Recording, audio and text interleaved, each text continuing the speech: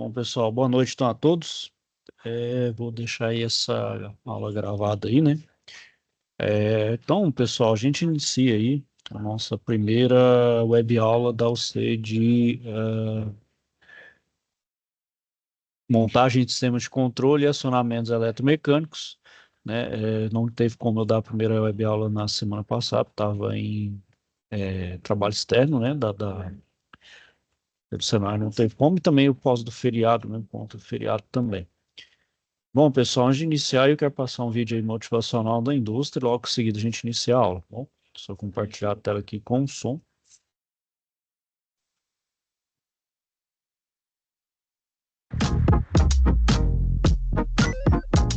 Só que antes de ver como o suco entra aqui, vamos entender o quarto passo, que é a embalagem da Tetra Pak. Do que é feita essa caixinha, afinal? Eu sempre achei que esse nome Tetra Pak era porque a embalagem tivesse 4 camadas, né, de tetra. Mas não, é por causa dessa caixinha aqui, ela foi a primeira produzida pela Tetra Pak e ela é um tetraedro, um sólido geométrico de 4 lados. A embalagem tem 6 camadas. A primeira é um plástico, se chama polietileno, e é um plástico que vem da cana-de-açúcar. Ele serve para proteger contra a umidade. Logo atrás vem uma camada de papel, ele vem de florestas certificadas. Do lado de fora do papel é onde a gente imprime na caixa, né? Tudo que você vê desenhado na caixa está nesse papel, e ele também serve como estrutura, é o esqueleto, é o que sustenta a caixa. Atrás dele vai ter mais uma camada de plástico, de polietileno, que serve de cola para a próxima camada, que é uma das mais importantes, de alumínio. Ele vai proteger contra o oxigênio, contra a entrada de ar, contra a luz e contra qualquer odor que possa interferir no produto. É ele que garante o maior tempo de prateleira dos produtos e embalagem longa vida. Depois, a gente vai ter mais uma camada de polietileno que serve como cola para a próxima camada de polietileno, que essa sim vai estar em contato direto com o alimento. É um plástico certificado para isso. Tudo aqui é reciclável. A caixinha também é.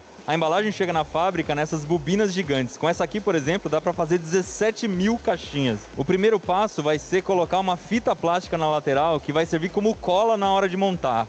Logo em seguida, o material vai passar por um processo de esterilização.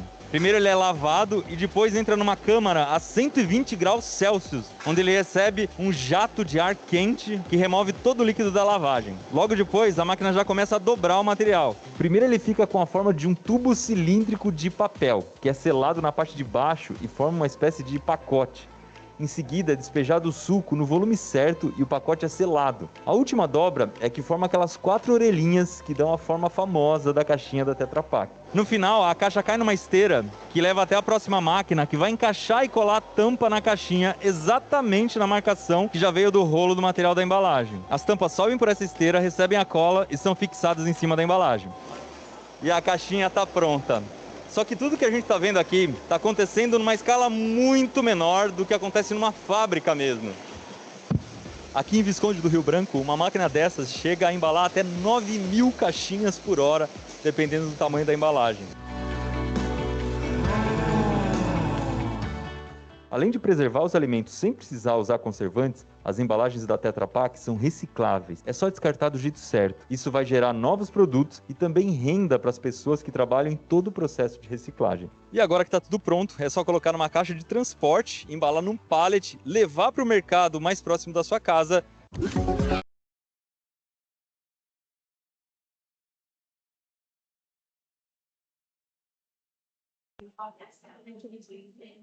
Pessoal, então vamos lá, deixa eu compartilhar de novo minha tela aí, né? Então a gente inicia com a primeira estação de aprendizagem. Só antes de iniciar aí, pessoal, só para falar como é essa unidade curricular.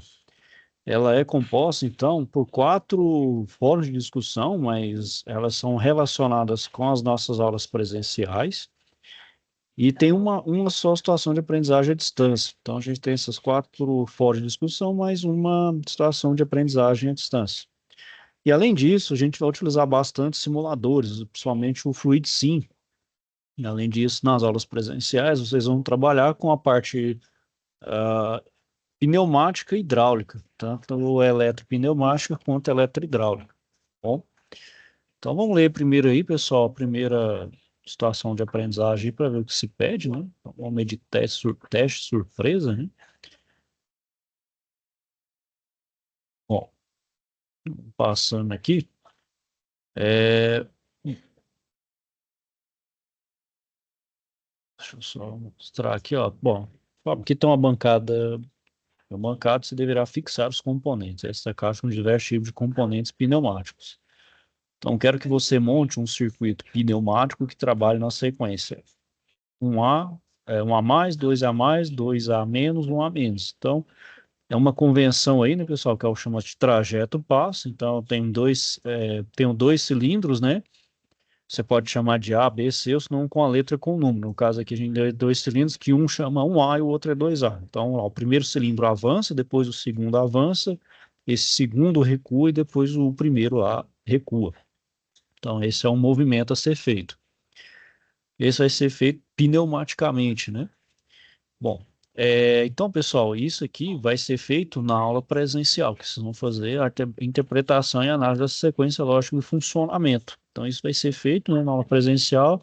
Vocês vão fazer isso também, eles vão desenvolver esse circuito na aula presencial, simulado, e depois vão fazer isso na bancada. Vocês vão ver que fazer simulado, pessoal, vai ser é muito bom. Tá? Ajuda vocês aí na questão da simulação, né? Só vou ver aqui, pessoal, se aqui na plataforma se tem o Fluid Sim aqui disponível para vocês. Se não tiver, eu vou colocar para você. Não, tem sim. Então a gente tem um simulador aqui de pneumática hidráulica, ok? Então é só clicar aqui, ó. Clicou, eu acho que ele já executa automaticamente. Eu não vou fazer aqui que eu tenho uma versão já 6.0 aqui. Essa aqui é a versão do estudante. Podem estar utilizando sem problema. Ela é aberta para todos. Nessa parte estudantil ela não tem essa restrição. Bom, então essa é a primeira etapa, né? A segunda também vai ser feita na aula presencial. Então vocês vão identificar os componentes, né? Então no momento que vocês fazem esse simulação do sistema, no Fluid Sim, vocês conseguem, então, ver o que vai precisar, né? Cilindro, lubrefio, que mais? Válvula reguladora de fluxo, enfim, né? Válvula, válvulas direcionais, acionadores, né? Então, lá dá para vocês terem uma noção, né? E aqui, pessoal, vocês vão fazer a montagem bancária. Então, aqui tem um anexo, o professor vai passar para vocês também. Então aqui ó, vocês têm que fazer a montagem, né, desse circuito na bancada lá, certo? Que é justamente fazendo a sequência. O primeiro avança, depois o segundo avança, esse segundo recua e o primeiro depois recua. Então aqui vocês têm que desenvolver a lógica para fazer exatamente esse movimento. Bom, pessoal, então o conhecimento que a gente vai precisar aqui é o pneumático. Então, primeiro a gente vai fazer esse circuito puramente mecânico. Então o acionamento vai ser pelo próprio ar, né? Então, o próprio ar vai fazer essa mudança nas válvulas ali, né? Então, por enquanto, a gente não vai usar o acionamento nem elétrico, né? Nenhum acionamento elétrico, só puramente mecânico mesmo, puramente pneumático. E então, pessoal, os circuitos pneumáticos, né? Quem está na indústria já sabe, tem uma grande aplicação na automação dos processos industriais, né?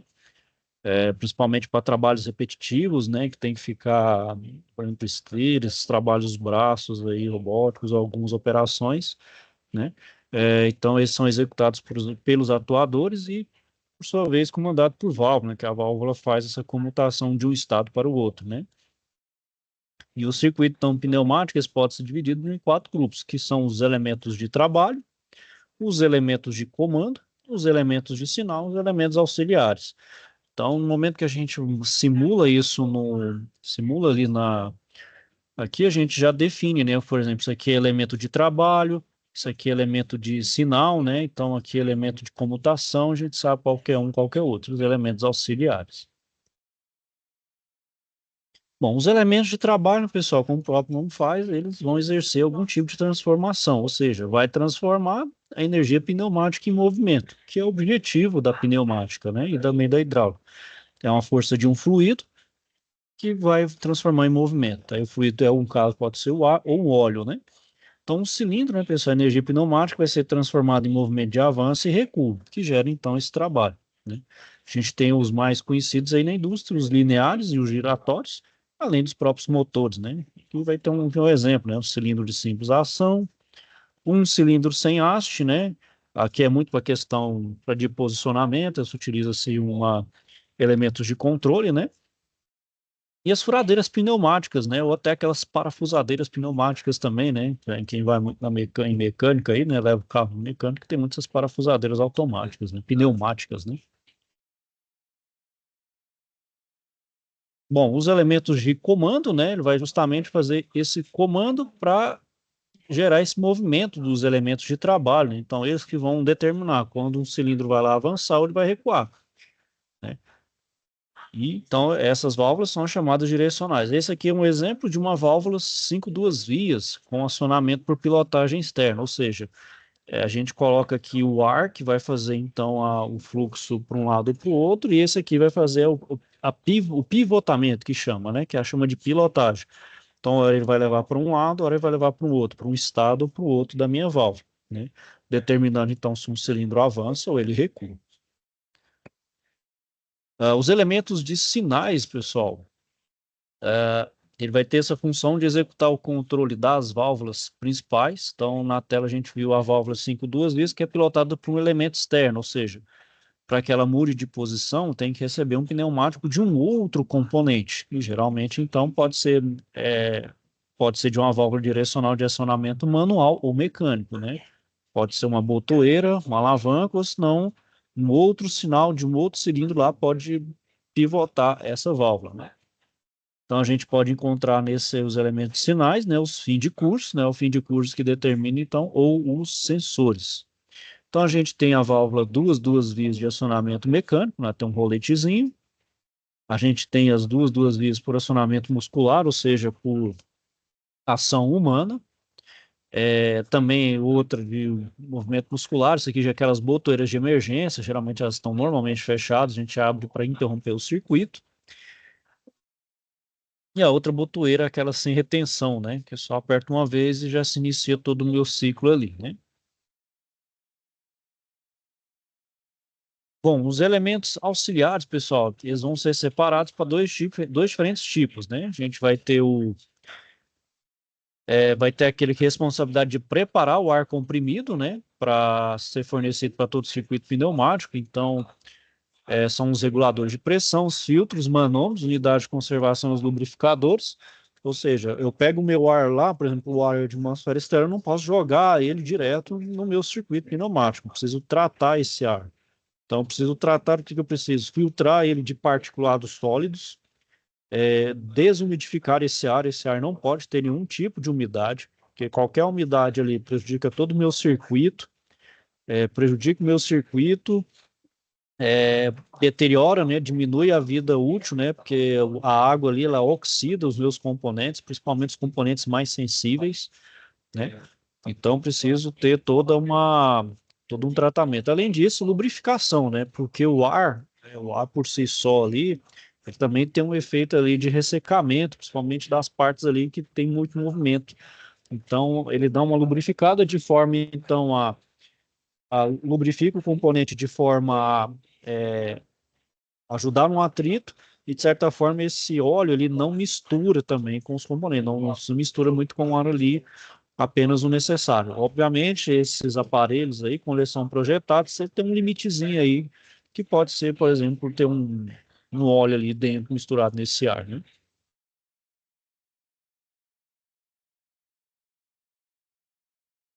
Bom, e o outro aí, pessoal, são aqueles componentes que têm como função influenciar as forças e as velocidades.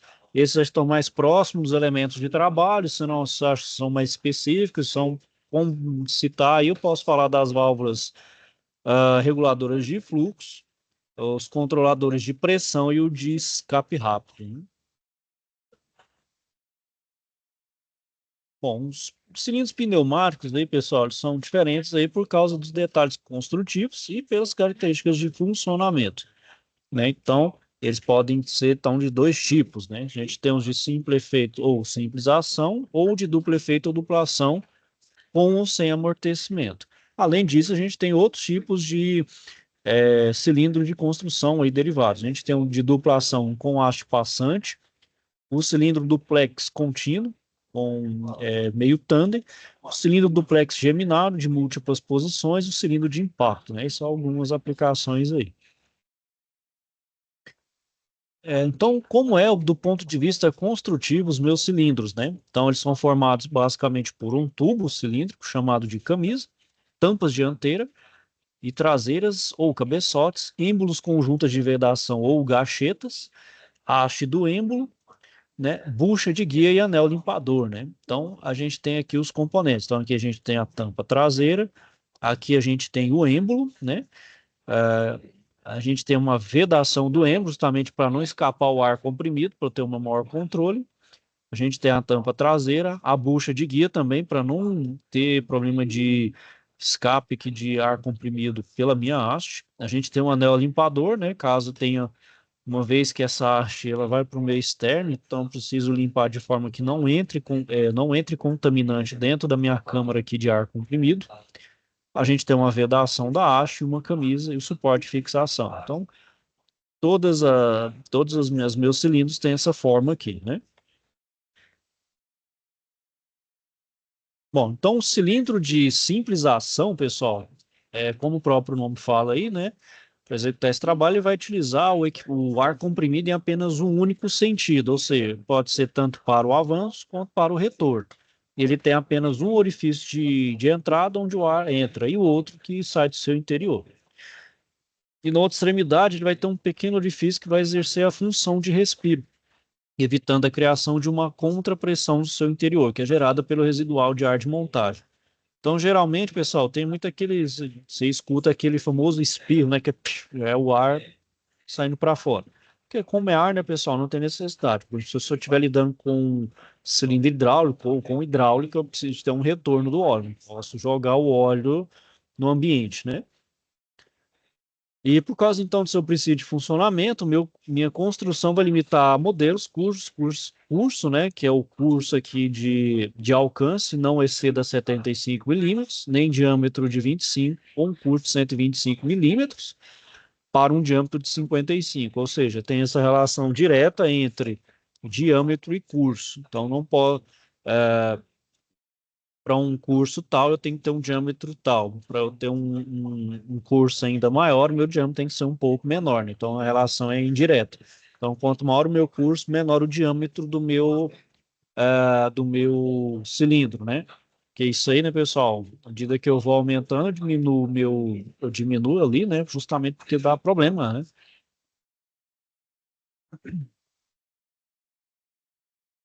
Bom, então o cilindro de ação, simples ação retorno por mola, ele vai ter seu avanço executado por ar comprimido, seu retorno é feito devido à ação de uma mola. Já o de simples ação, avanço por mola, tem seu avanço feito devido à ação de uma mola e o retorno é executado por ar comprimido. Então aqui a gente tem um simples ação retorno por mola e um simples ação avanço por mola, né? Então ele avança pela mola e outro aqui ele retorna pela mola.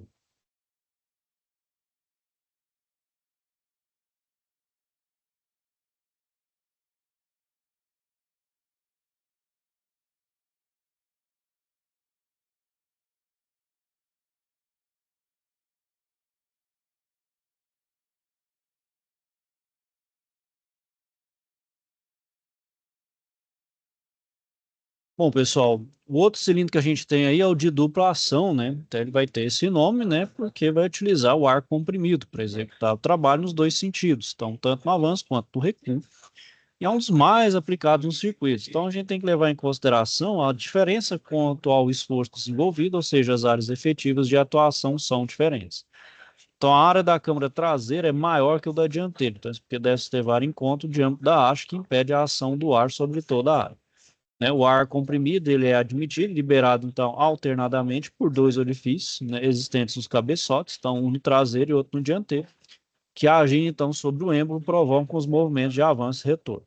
Então, quando uma câmara está admitindo ar, a outra está em comunicação com a atmosfera. E essa operação é mantida até o momento da inversão da válvula, alternando a admissão do ar nas câmaras. Então, o pistão vai deslocar em sentido contrário, né? E nesse modelo de cilindro, então, os movimentos de avanço são executados pelo ar comprimido. A característica, então, principal aí é o fato de se poder utilizar, né, tanto avanço quanto retorno para desenvolver trabalho. Então, que a gente tem aí desenho, né, onde se faz, então, aqui onde se faz o avanço e aqui onde se faz o recuo, né?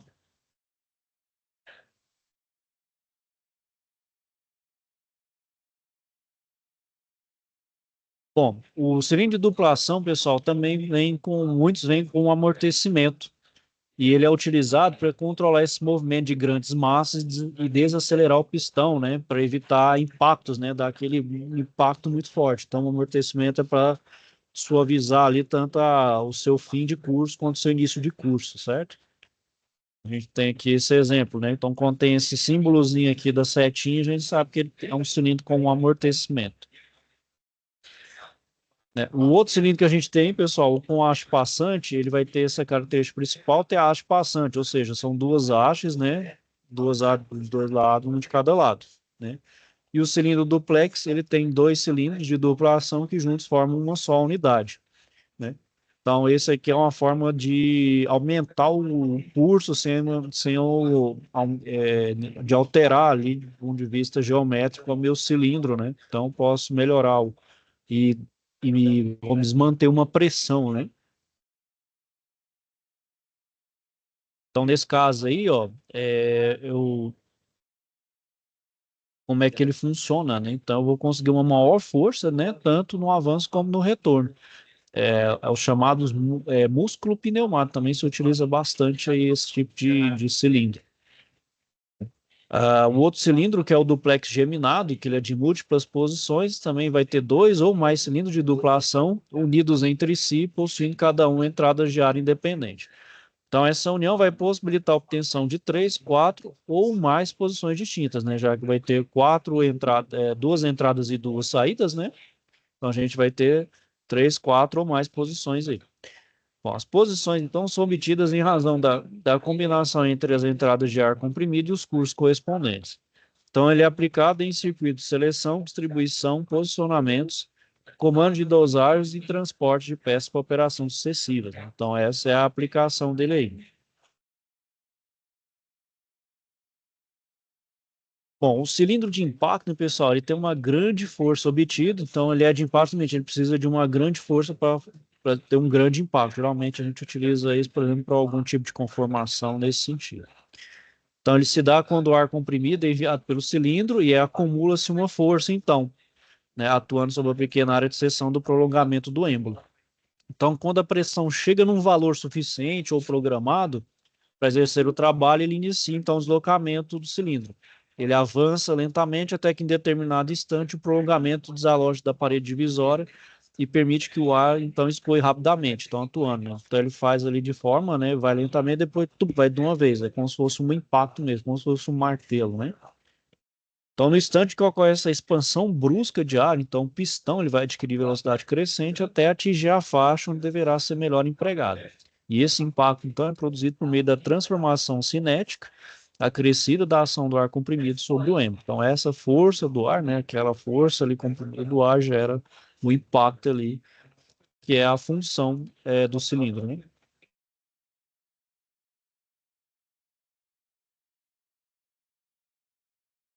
Então, para que os cilindros pneumáticos, essa função de trabalho, é necessário que sejam comandados por válvulas, né? Então, para eles funcionarem, precisa de ter algo, né, comandando esses cilindros, né? E elas vão ter essa função de orientar esse fluxo de ar, impor bloqueios e também controlar tanto vazão quanto pressão. Então, as válvulas podem ser classificadas em alguns grupos, como controle direcional, válvula de bloqueio, controle de fluxo e válvula de controle de pressão, né? Então, as válvulas de controle direcional, como o próprio nome fala, ele vai orientar a direção que o fluxo deve seguir. Então, aqui a gente tem uma válvula direcional, né? Cinco duas vias, né? Então, aqui a gente tem, ó, cinco direções, duas vias, né? Então, são dois estados e cinco direções, né? Então, eles vão duas aqui, três em cima. E pivotagem externa, ou seja, pilotagem externa, ela é acionada por ar comprimido. No desenho, pessoal, num desenho aí que vocês fazem de forma oficial, né? Por padrão é dessa forma que se representa. Então a gente tem as duas vias, uma via de trabalho e a outra B. duas de escape e exaustão e o orifício de suprimento principal. Então, é de onde vem a pressão, de onde vem a alimentação de ar comprimido. Então, por exemplo, um estado joga para um avanço e outro vem de um recuo, ou vice-versa. E essas linhas aqui são chamadas linha de pilotagem, vai justamente mudar de estado, por exemplo, desse estado para esse outro estado aqui, né? Então, por exemplo, se muda o estado, então a via agora de trabalho vai de cima para baixo, vai de baixo para cima, e esse aqui vai de cima para baixo, né? E onde está de via vem de bloqueio e assim por diante. Então, para que haja essa padronização universal, pessoal, vai ter essas normas que vão reger tanto a simbologia quanto a nomenclatura dos componentes, sejam eles elétricos, pneumáticos ou hidráulicos. No Brasil, né, a ABNT, ela adota para pneumática a norma DIN, que é a norma alemã, né? Porque como a gente utiliza muitos produtos alemães aí para parte pneumática, pelo menos da Festo, né? Não que tenha outras, né? Como por exemplo a Parker, né? A Parker é muito utilizada principalmente na hora de hidráulica, mas também tem as de pneumática também, mas a Festo é bastante utilizada. E também vão ter outras normas mencionadas, né, como a DIN 24300, que é encontrada com bastante frequência em esquema de máquinas e equipamentos. Então, por exemplo, para representar o orifício de entrada de pressão, gente, pela norma DIN é o número 1, pela norma DIN 24300 a gente pode utilizar a letra P, para o orifício de escape de ar para a atmosfera, utiliza-se os números 3 e 5, na norma DIN 24300 RS, para as vias de trabalho, na norma DIN 1219, os números 2 e 4, e na norma DIN 24300, a letra A e B. Então é só mudança aí de um número para uma letra, né? Assim como as linhas de pilotagem, né? Que no caso aí na norma DIN 1219 é 10, 12, 14, na DIN 24300 é pelas letras X, Y, Z. Bom, então pessoal, nas válvulas direcionais a gente tem os números de posições e também as vias, né? Então, por exemplo, a gente sabe, vocês sabem como identificar, né? Então, o número de posição de uma válvula é essa quantidade de manobras distintas que a válvula pode executar ou permanecer sob a ação do seu acionamento, né? Então, as válvulas direcionais são sempre representadas por um retângulo dividido em quadrados. Então, esse número de quadrados representados na simbologia é igual ao número de posições da válvula. Então, aqui eu tenho válvula de 2 posições, aqui de 3 posições, né? Então, cada quadradinho chama de posição. O número de vias é representado ou pela setinha ou pelo T aqui, né? Que indica um bloqueio, né? Que é a quantidade de conexões de trabalho que essa válvula possui. Então, elas são consideradas como vias a conexão de entrada de pressão, conexões de utilização e as conexões de escape, né? Então, aqui a gente tem uma passagem que considera duas vias e o bloqueio vai para uma via. Então, para identificar esse número de vias que uma válvula possui, a gente separa um dos quadrados e verifica quantas vezes o símbolo interno toca no lado do quadrado. Ou seja, mudou aqui, ó. Então, aqui a gente tem um fluxo que vem de baixo para cima. Então, separado aí por dois quadrados. Esse aqui é bloqueio, ó. Aqui é um bloqueio. Então, eu tenho duas posições e duas vias, né? Então, uma via de entrada e uma via de saída. Bom, então, aqui, pessoal, a gente tem duas posições, né? E a gente vê aqui, ó, os símbolos tocam, então, 5 vezes no primeiro quadrado, ó. 1, 2, 3, 4. 1, 2, 3, 4, 5. Então, toca 5 vezes os quadrados. Então, a gente tem uma chamada de válvula de cinco vias, né? Duas posições, ó. Tá vendo? Ó? 1, 2, 3, 4, 5. Ó. Toca o quadradinho aqui, ó, 5 vezes. Então, duas em cima e três embaixo. Então, chama de cinco posições, duas vias. Ou 5 vias, duas posições. Esse aqui, ó, já, ó, 1, 2, 3, então é 3 vias e duas posições. E as válvulas de bloqueio, né, pessoal, ela vai ter essa função de impedir o fluxo de ar comprimido no sentido pré-determinado. Em contrapartida, também o fluxo fica livre no sentido oposto. Então, a gente tem aí a válvula de retenção com mola, tem ela sem mola, uma válvula de escape rápido, né, a válvula de isolamento, ou elemento O, ou a válvula de simultaneidade, ou elemento E. Bom, então a gente tem essa válvula aqui, que é de retenção com mola. Então ela vai ter um cone, né, que é mantido pressionado contra o seu assento pela força de uma mola. Então, quando o fluxo de ar é orientado no sentido favorável de passagem, o cone é deslocado do assento, ou seja, Se eu jogo um fluxo de ar aqui, eu venço a força da mola e meu fluxo segue. No caso contrário, não permite, vamos dizer assim, ele não permite uma válvula de, não permite, vamos dizer, o fluxo inverso, né? Essa aqui é de retenção sem mola, da mesma forma, só que aqui agora não tem uma mola, né? Então, é pela própria pressão do ar comprimido, então o próprio ar comprimido aqui, ele já faz vamos dizer, esse trabalho da mola, não permitindo, então, por exemplo, o fluxo em sentido contrário, né? E esse aqui é a chamada de válvula de escape rápido. Então, é quando eu utilizo essa válvula, quando eu preciso obter velocidade superior àquela normalmente desenvolvida por um cilindro. Então, ela vai ter uma via de entrada de pressão, uma de trabalho e um pórtico de escape para a atmosfera, né?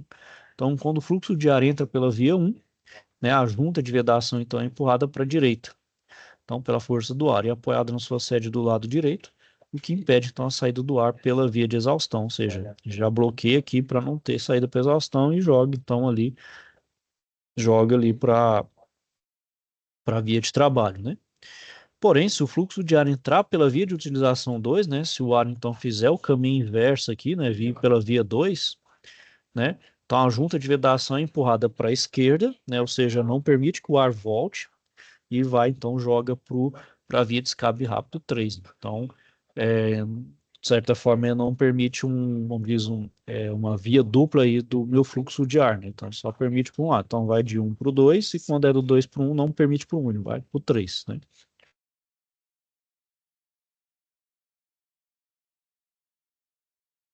Então, a válvula de isolamento de elemento O, ele tem três orifícios no corpo aí, né? Então, sendo dois para entrada de pressão e um para utilização. Então, tem dois lados aqui para pressão de utilização.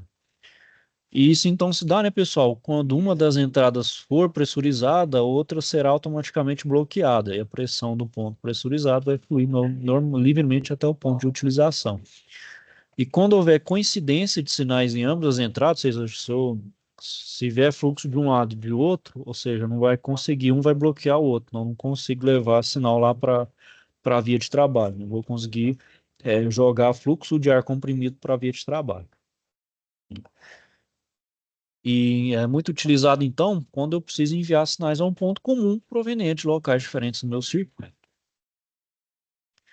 A outra válvula que a gente tem é de simultaneidade, né, que é o elemento E. Ele também vai ter três orifícios, né, então dois para entrada e um para utilização, né. Então, quando as duas entradas de pressão forem pressurizadas de forma instantânea ou não. Então, a que primeiro chegar, ou ainda de menor pressão, se autobloqueará, dando passagem para o outro sinal. Então, são utilizadas em bimanuais simples ou em garantia de que um determinado sinal só ocorra após dois pontos serem pressurizados, né? Então, vem de um lado e precisa ter do outro para ter o fluxo. Não, vem aqui um bloqueia, se for do outro, bloqueia. Então, precisa estar os dois ali para poder ultrapassar aqui os bloqueios e ir para a via de trabalho ainda. Bom, a válvula de controle de fluxo, né, pessoal, ela é utilizada mais próxima ali do elemento de trabalho. Ela controla a velocidade de atuação dos cilindros ou a rotação de giro dos motores pneumáticos. Então, ela é encontrada em dois tipos. A gente tem de fluxo bidirecional, a de unidirecional, né? E a de fluxo bidirecional ela vai permitir controlar a quantidade de ar utilizado para o controle do atuador, permitindo assim que a velocidade então, do atuador seja controlada em ambas as direções, né? Então, tanto para avanço quanto para recuo, né?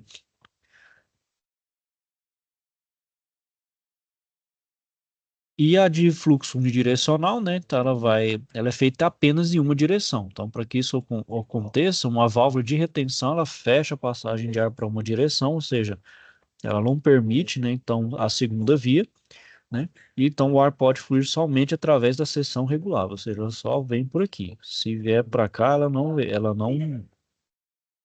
se vier, por exemplo, vier por esse lado aqui, ela não permite, né? Então não tem como nem vir por esse lado nem por esse. Então, ela só permite um lado mesmo.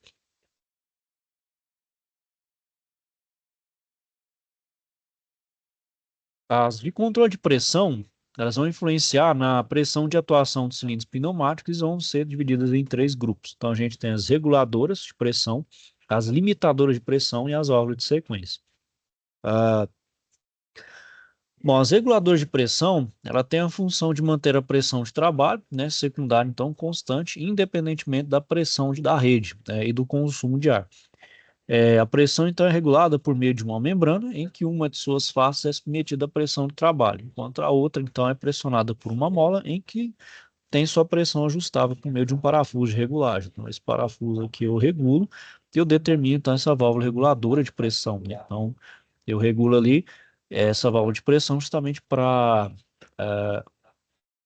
ter um controle, né, de proteção e evitar também que tenha somente sobrepressão e se eu quiser também ter um controle mais preciso de pressão dentro de um cilindro, né, dentro de um movimento aí. A limitadora de pressão, ela vai também ser utilizada como válvula de segurança ou uma válvula de alívio, né? Então, ou seja, não vai permitir esse aumento de pressão do sistema acima da pressão ajustada.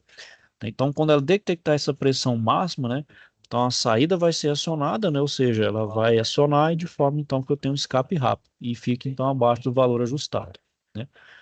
E quando isso acontece, ou seja, aliviou, né? Então a mola empurra ali para o estado inicial, ela não atua. Até que uma sobrepressão vem de novo, empurra a mola e o ar, então, de sobrepressão escapa para a atmosfera. E a válvula de sequência, né, pessoal, ela tem a passagem do ar liberada apenas quando é alcançada uma pressão acima ajustada na mola. Ela vai se dar quando no comando 1, 2 aqui, né? É atingida então uma certa pressão pré-ajustada, né? Então o êmbolo vai atuar como uma válvula 3 vias, de maneira então a estabelecer um sinal na saída. E essa válvula então ela é utilizada quando há necessidade não de uma pressão fixa para o processo de comutação, né? Então eu preciso ter uma garantia de pressão constante ali, não posso ter grandes variações. Então eu preciso garantir pressão constante, a válvula de sequência é utilizada para esse caso. Bom, os tipos de acionamentos aí, né, pessoal, utilizados nas válvulas pneumáticas, a gente tem os 4 tipos, né? Então a gente tem para acionamento muscular, mecânico, pneumático e elétrico, né? Os chamados musculares aí através do botão, alavanca, pedal ou pedal, né? E a gente tem o mecânico, pneumático e elétrico, né? Então cada um vai ter uma necessidade, um acionamento, né? Bom, então, pessoal, a gente tendo uma noção, né, desses elementos de trabalho, os elementos auxiliares de sinais, a gente consegue, então, já ter uma noção de como fazer um circuito pneumático, né? Então, a gente precisa seguir uma sequência. Então, são 9 aí no caso, né? Vamos ver um a um para montar. Então, primeiro aí, pessoal, eu preciso determinar a sequência de trabalho, né? Então, qual que é a sequência de trabalho? Então, eu tenho aqui A avança, B avança, A recua, B recua. Então, anota a tabela, a sequência de funcionamento do circuito, né? Então, o primeiro movimento é, meu cilindro A, ele avança, o B está parado. O segundo movimento é, o cilindro A vai estar parado e o cilindro B vai avançar. O terceiro movimento é, o A vai recuar e o cilindro B vai estar parado. E no quarto movimento, o cilindro A está parado e o cilindro B recua. E além disso, eu também posso demonstrar a sequência de funcionamento de outras duas maneiras, através de indicação vetorial, das setinhas, né? Então, avanço para a direita, retorno para a esquerda, ou por indicação algébrica, em que o avanço é representado pelo sinal de mais e o retorno pelo sinal de menos, né? Bastante utilizada a indicação algébrica, né? Bom, o segundo passo é, vou elaborar o diagrama de trajeto-passo. Ele representa a sequência de movimentos e as condições operacionais dos elementos de trabalho. Então, isso é feito por meio de duas coordenadas. Uma representa o trajeto dos elementos de trabalho e a outra o passo, que é o diagrama trajeto-passo. Então, aqui então, como é que o primeiro movimento é o cilindro A avança, enquanto o B permanece parado. Então, assim que o cilindro A concluiu o avanço, o cilindro B, então, pode avançar. Após concluído, então, o avanço do cilindro B, né, que é aqui, então, meu cilindro A vai recuar e liberado para efetuar o recuo, então, depois que meu A recua, meu B vai recuar. Então, assim estabelece a sequência lógica. Isso aqui é aquilo parametrizado no tempo, né? Então, a gente vê isso do ponto de vista temporal, né? Parametrizado no tempo. Terceiro passo é identificar os componentes utilizados. Então, quais são os componentes e as quantidades que eu vou utilizar? Então, por exemplo, para esse circuito, né, para essa sequência lógica aí de acionamento, eu vou precisar então de duas válvulas direcionais de 5 vias, 2 posições e acionamento por piloto externo. Vou precisar de uma válvula direcional, 3 vias, 2 posições, de rolete escamoteável com retorno mola. Uma válvula direcional, 3 vias, 2 posições, com acionamento muscular com retorno por mola. Uma válvula direcional, 3 posições, 2 vias, por rolete com retorno por mola, vou precisar de 2 e 2 cilindros de dupla ação. O próximo passo é desenhar os elementos de trabalho, né? Posso fazer isso também já numa simulação. Depois desenhar os elementos de comando e, por fim, desenhar os elementos de sinais. E também desenhar os elementos de abastecimento de energia. Vou identificar cada um dos componentes, né? Então, colocando nomenclatura. Então, geralmente, o cilindro é o nome A, as válvulas direcionais vai ter o nome de B, né? Principalmente as válvulas aí de comando, né? Então, auxiliares vai ter o nome de A e suprimento, né? E por fim, vou montar o circuito na posição correta, né? Então, primeiro cilindro de dupla ação, vou começar aqui primeiro vou iniciar pelo suprimento de ar, né? Então, eu tenho o meu compressor, o lubrefio aqui, né? E aqui a distribuição. Então, eu vou iniciar aqui por minha entrada de pressão por uma botoeira. Ele vai pivotar, então, uma válvula, né? Vai ser as 2 válvulas direcionais aqui, ó. As 2 válvulas as 2 válvulas aqui de fim de curso, ó, acionado por P1 e A1, e acionamento por rolete escamoteável, retorno por mola e um cilindro de dupla ação, certo? Então, aqui então fiz a montagem, né? Isso aqui é a montagem física, né, pessoal? Por padrão, até por questão de organização, monta-se assim, primeiro essa parte de suprimento, depois uma camada de acionamento, depois as de comando e por fim as de trabalho. Então faz assim para dar uma melhor visualização. Isso aqui seria aquele layout mais físico, como a gente montaria, por exemplo, uma bancada ou fisicamente em determinado processo. Ok, turma? Então aqui são exercícios de passagem aí, bom? Tiveram alguma dúvida, questionamento? Ok? Deixa aí de perguntar. E aqui, pessoal, vou colocar aqui só para mostrar para vocês a primeira a situação mesmo de aprendizagem. Vocês vão ver, a primeira parte é o fórum de discussão, boa parte já responder. Vocês vão estar então sobre as primeiras impressões, né? Então, se já trabalharam com isso, já tiveram acesso a componentes, então é um tema livre sobre pneumática. Tudo que vocês souberem aí, já tem um conhecimento, troca essas experiências entre os colegas de vocês aí. Ok, turma? Então é isso aí, vou finalizando então aqui por hoje. Bom, se tiver alguma dúvida, questionamento, não deixe de procurar, tá bom? É isso aí, vou desejar a vocês então uma boa noite, ok? Então todos com Deus e até a próxima.